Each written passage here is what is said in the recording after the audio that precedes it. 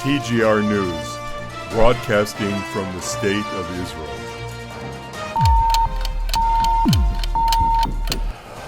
Welcome back to TGR News. Welcome to Israel. Shalom, shalom.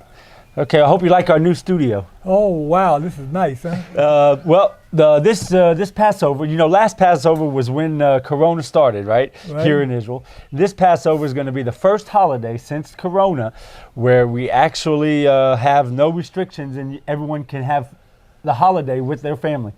Yeah, and all I hear from America is how people are dying like flies over here. Yeah, exactly. It's amazing. Yesterday we had lunch with friends of ours from Haifa. Yep. And it was crowded. Everywhere it was crowded. The restaurants were all crowded with people, and I didn't see anyone even wearing a mask. Yeah. But of course you don't have to when you sit down in a restaurant. Yeah, restaurant you don't have to. Plus, but we'll get into that. The hospitals as well have closed all their Corona wards because there's any really significant new cases coming in, and so that's also really big news. Yeah, that's. I hope a lot of people out there that I know real well are hearing this. Yeah, and now, like you said about the masks, they're talking now finally to drop the mandatory masks, which would be amazing if you could. That's it. Then you'd be all back to normal. Yeah, opening up the airport too, huh? Yeah, the airport's already open. For everyone, or no? For everyone, yeah. Oh yeah. Yeah. That's good. That's wonderful. That's a big economy boost for Israel. Absolutely. Big thing now is politics. Obviously, the election's in Tuesday, right? Bibi promises that with or without the sanctions of the nuclear sanctions in Iran, he will not let Iran come to be a nuclear power. He promises that. Do you really believe that? I think he'll do his best. Netanyahu would do his best, but I mean, do you really believe that we can stop them people from having a nuclear bomb? I hope so. Oh, we all hope so. We're talking about something that's beyond the mass destruction. We're talking about unbelievable explosion. But the thing about it is, I just don't, they've had a lot of time. You heard about the USSR dissolving? Yeah. Wonder what happened to all those nukes. Well, they've probably expired by now, right? Oh, I don't know. I've heard they have expiration dates. Yeah, after that, they do. Right over your head, they have an expiration. Yeah, the new politics now is the politicians like Lapid and everything are targeting more the smaller parties.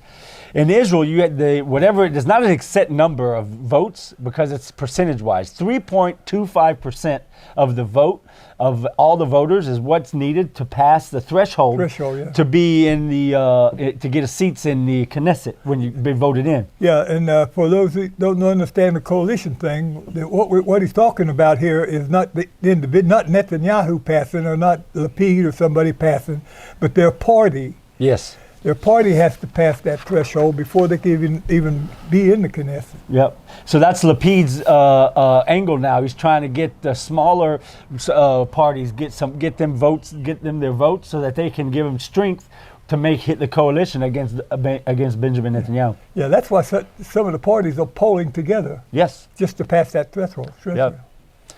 Yep. Yeah, absolutely. Well, this Tuesday is, as like we said, is the elections, and I was talking to Ola the other day, and if you ask me, what I see coming out of this fourth election is the fifth election. That's it. I just read the way they're counting right now, about the most anyone can get out of what's going on now is about 45 votes. Yeah. And that's a long ways from 61. Yeah. Absolutely. And what's dangerous about that is it sort of puts the left wing, left wing everywhere you go in the world, the left wing always means bad things. I mean, right is good, left is bad. Good and bad. Good and bad, yeah.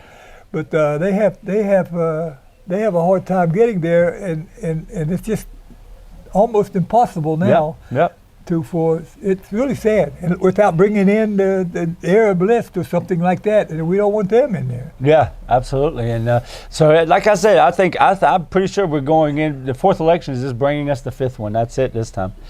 Well, the I agree. Yeah, the ICC, the International Criminal Court. You've heard about. I'm sure you guys heard about this. They the other day, yesterday actually, they sent an official letter with sending charges against the IDF of the things that happened in the Gaza war, or the Operation Protective Edge is also what it's called, in 2014.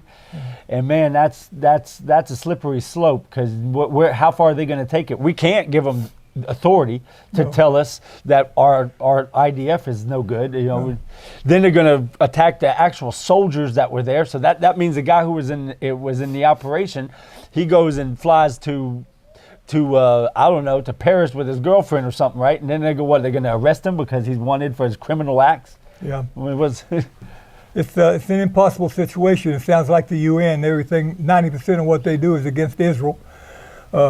Talking about civil rights and human rights, all the people around us don't have any at all. They just treat women like dogs, and it's just terrible. But Israel's the bad guy around here. The only democracy in the Middle East. Yeah, absolutely. Yeah. Yep. Something interesting happening down in the Negev. They didn't say exactly where, but archaeologists had found leather sandals and some ancient texts on little pieces of paper over 2,000 years old. That's pretty nice. It's pretty amazing. And the largest basket ever found, that was oldest one ever found. In one piece. In one piece, yeah. Oh yeah, it's a pretty good sized thing too. Yeah, it's really big. It's like big like this. Yeah, absolutely. Yeah. Anyway, it's like finding another Dead Sea Scroll thing almost. And they say there's a lot more there to be found. Yeah, they're just getting started. I haven't heard you heard what book? I think I heard someone say something about the book of Elijah.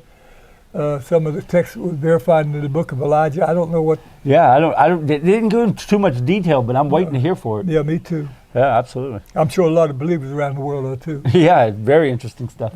Yeah. You know what? In the meantime, when all this is going on, we have some real problems. Of course, we've always had problems with our borders. Absolutely. But Lebanon is disintegrating right before our eyes. I'm talking about the economy disintegrating, and ever since 1970, 75 or something like that, when Hezbollah came in and took over. Yeah. All the other armies just dissipated. What we used to call the Phalangists was the Lebanese army, was a Christian army.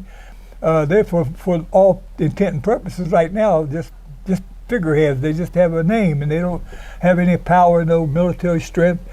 The Shiites, the Sunnis, they all branched off, put into their own armies.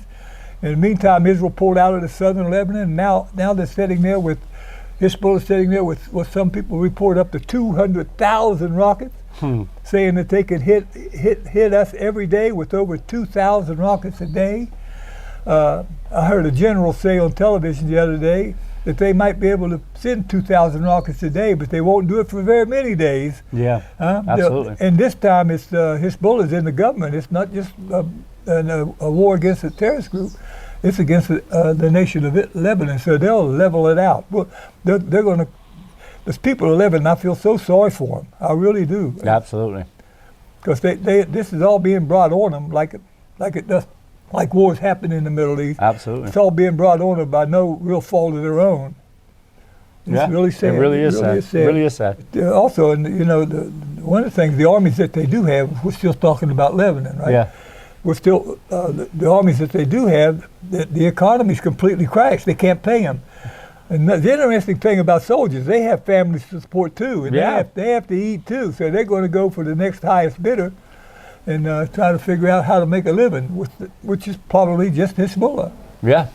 And so it's a sad thing. There is something important happening in the Aliyah sector. For many, many decades now, Messianic believers haven't been able to come to Israel and claim citizenship. Even if their mother and their father, their grandparents, everyone was Jewish, and they was born and raised Jewish.